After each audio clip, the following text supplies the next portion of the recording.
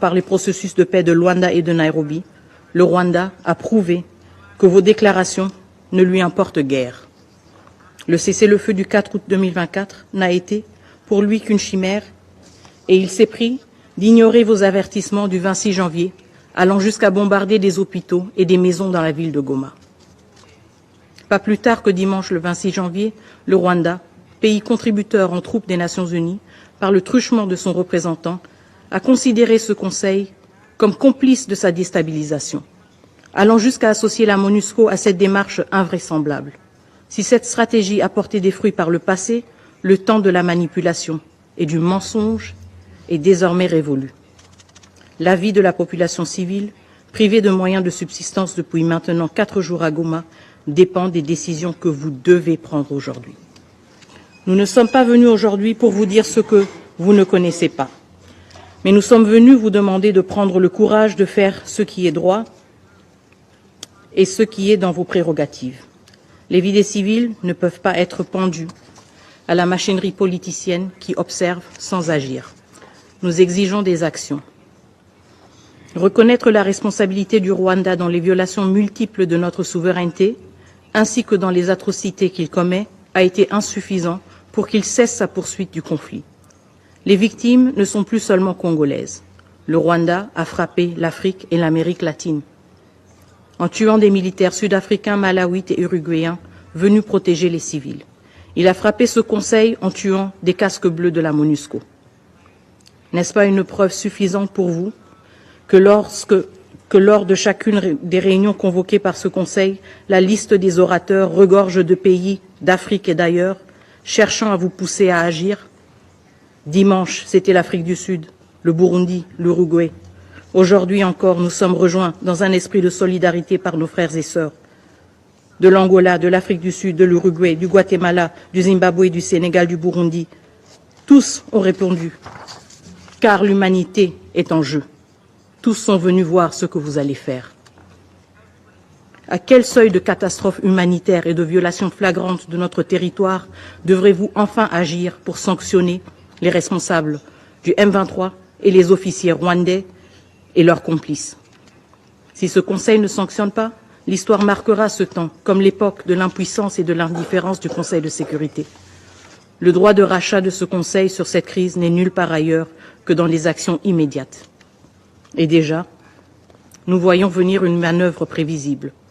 Le Rwanda, qui a délibérément dirigé cette guerre sur le territoire d'un autre État souverain, le nôtre, commence à revendiquer que les combats atteignent son propre sol. Mais que pouvait-il espérer? Une guerre, Excellence, ne connaît pas de frontières. Elle est sale. Elle consume tout sur son passage, les forts comme les faibles.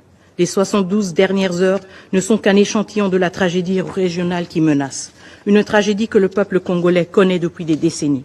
Une tragédie nationale que ce Conseil peut encore arrêter et une tragédie régionale que ce Conseil peut prévenir par une action résolue et courageuse. Monsieur le Président, certains voudraient faire croire que l'inaction est une solution africaine. Nous sommes un pays africain sous attaque. Mais cette attaque dépasse nos frontières. Elle est une attaque contre le multilatéralisme, contre les principes même des Nations Unies, contre chacun de nous. Laisser cette crise s'enliser sous prétexte qu'elle serait un problème africain, nécessitant une solution africaine, revient à trahir l'esprit de solidarité internationale qui fonde cette organisation et l'esprit de responsabilité, de sécurité collective qui justifie même votre présence comme membre de ce Conseil. Nous réitérons avec insistance nos 5 demandes urgentes. 1. Le retrait immédiat des troupes rwandaises et la cessation des hostilités. 2.